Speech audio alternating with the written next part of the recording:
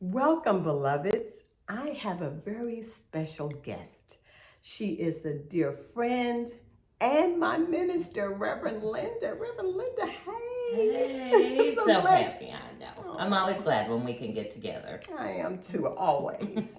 Well, because I don't know if you know this, I've selected the month of December to be the month where we talk about spiritual matters. Mm, Last month we talked about the body, and the month before, which was what, September, we talked about the mind.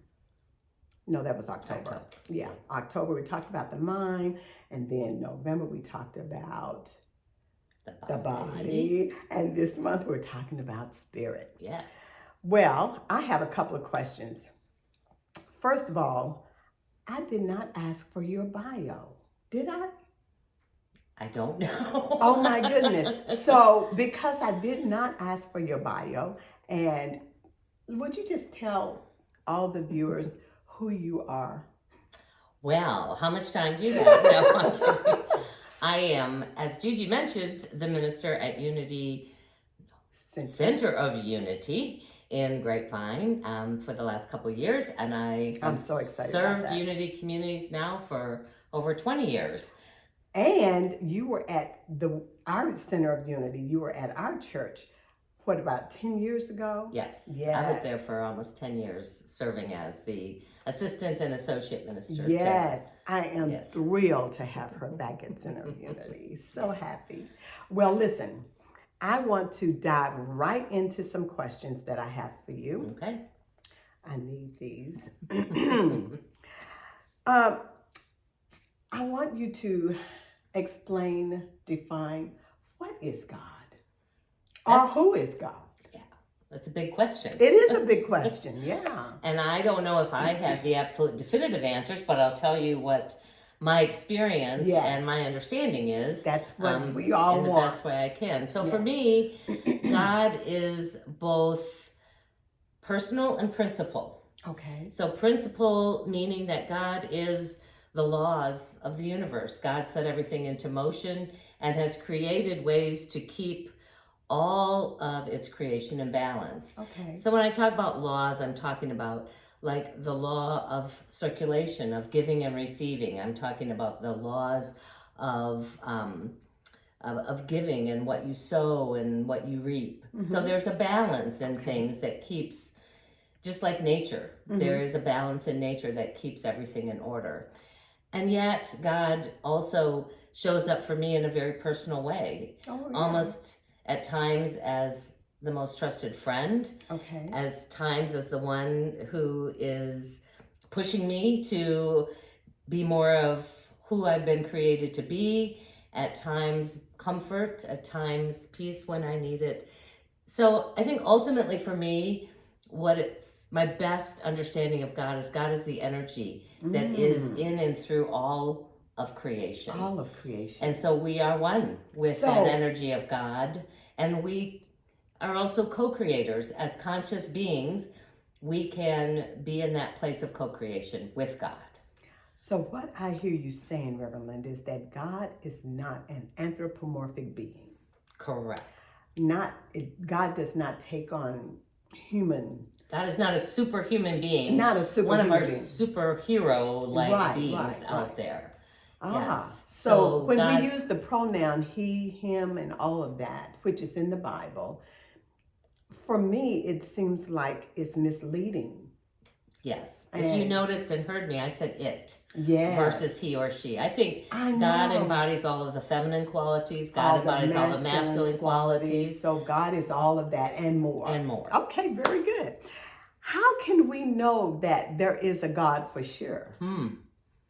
I think the only way you know it is in your gut, in your mind, and in your heart. I don't know if there will ever be factual proof of a God being. And yet, this idea of a creator has permeated humankind's thinking from the very beginning. So, in some ways, this idea that we all have come to this awareness in in totem over our evolution would tell me that it's likely. That there really is. Pretty likely that there is some creative force, even if we don't fully understand what that is. And we probably never will while we're still in human form.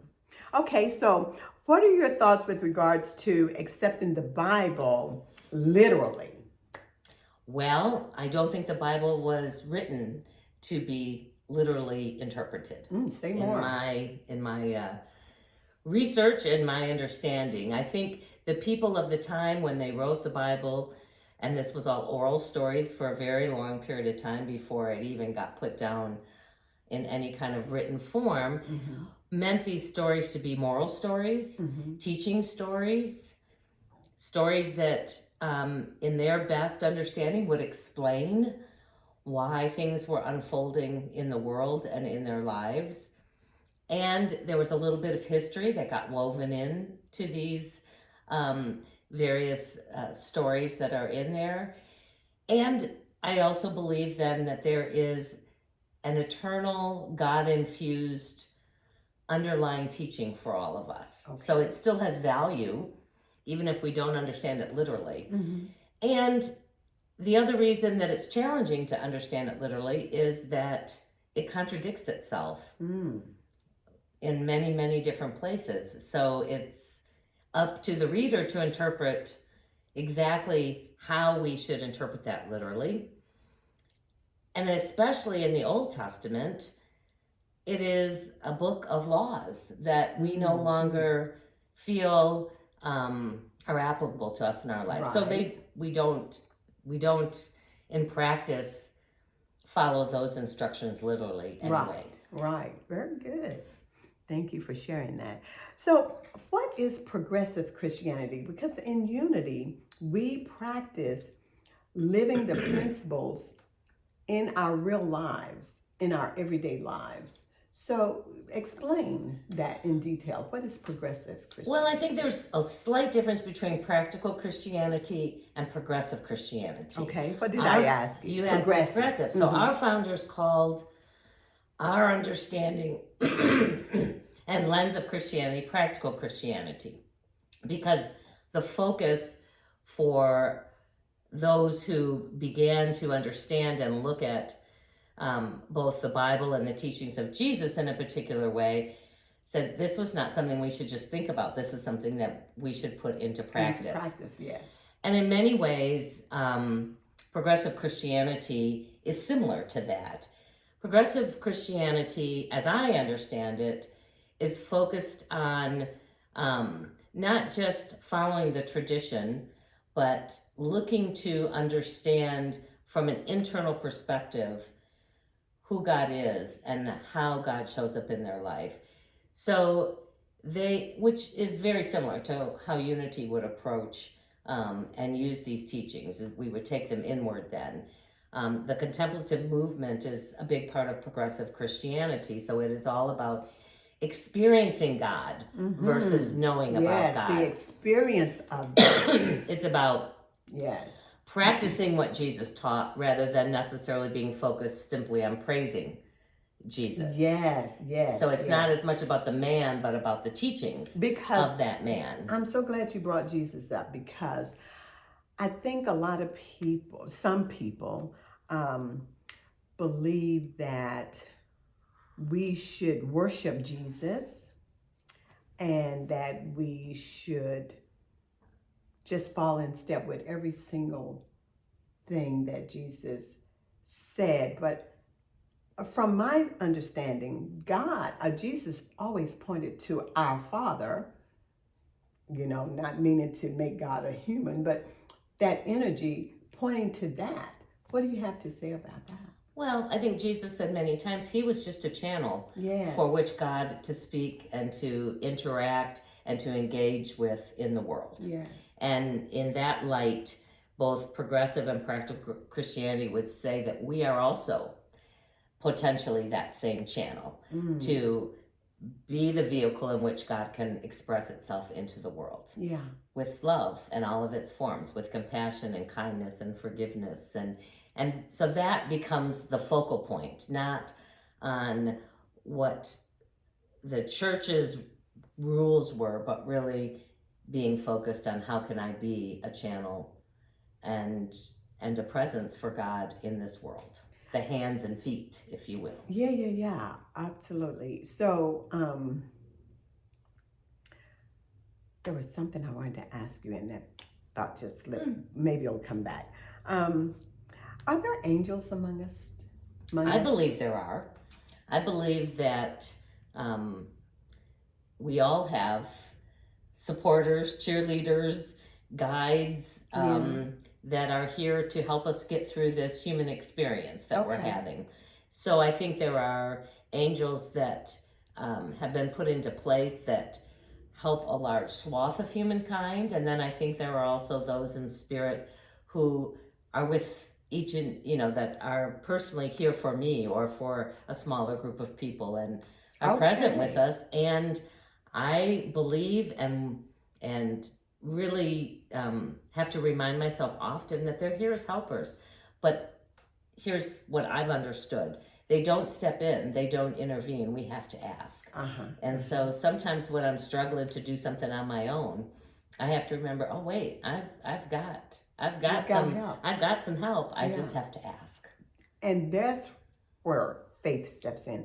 Okay, so I remember reading stories or maybe even seeing movies that was based on real life situations where there was perhaps a car accident and there was this person or someone thought it was a person that came and helped them out of maybe a burning vehicle. And in an instant, that person was gone. For me, that says that sometimes, in order for us to really appreciate the help that we get from angels, that they come in the form of, or come in physical form, just for our acceptance. Okay, now I remember the question. Based on what you just shared previously about Jesus, it sounds like Jesus is our master teacher. Yes. We would say that Jesus is not the exception. Jesus came to be the example. And Jesus said to people, and these things you shall do, and even greater things. Greater things, yes. How could we do something greater if that's the only one that ever was embodied and given the full divinity of God? So we have that all in potential. Okay, very good. I've got that. Do y'all have that as well? Okay, so from your perspective, or known fact, why are we humankind here on earth? What are we doing here? That's a really good question. And I think is one that's been pondered as long as we've been thinking beings. Who am I? Why am I here? Why am I here? What is my purpose? So I think we all come with a purpose. Yes, and I think that's part of our journey is to discover what our purpose is. And it typically has nothing to do with a career choice or how much money we earn, or it is about how we are here to express and to be that one facet of God. It's God. That's another way that I can understand God. It's like a beautiful diamond with all these different facets, and we are each one of those beautiful facets. Metaphor. And in its totality, it is amazing. But yet, each facet adds to the beauty of the whole. So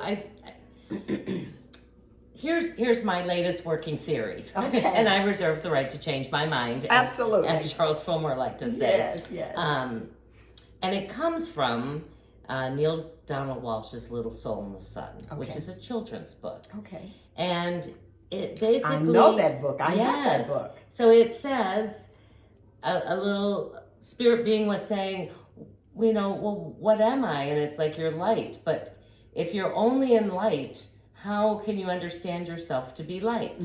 And so God says, well, I can do that, but the only way you'll get to fully experience yourself as light is if there's also darkness.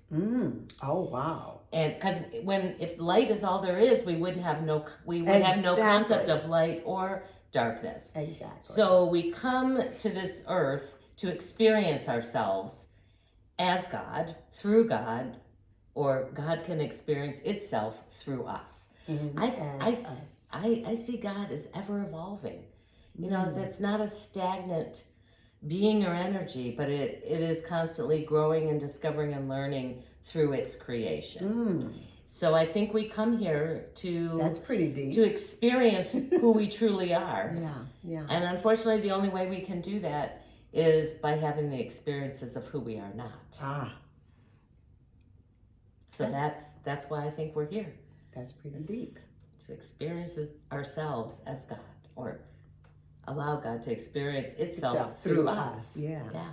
Okay. Do you believe in life after death? If so, please describe for all of us a pivotal point in your life that really left no doubt in your heart that there truly is life after death. So I believe absolutely there's life after death. And I think me personally believe that we have different experiences, both as a human being and as a spiritual being, at various points in our evolution of our soul, which is eternal, which is a part of God. And for me, when I first heard the term reincarnation, I will say that I struggled as a young adult in understanding the traditional Christian theology that we are here to live, you know, as holy a life as we can live, and then we're judged, and if we did it pretty well, or for some, if we believed and you know, Jesus became our Savior in the process, then we went on to some kind of heavenly experience, and if we didn't, we went on to some other kind of hellish experience. Yes. And it just didn't make sense to me how we could be set up for failure, basically, because that theology also says we were born unworthy. Yes.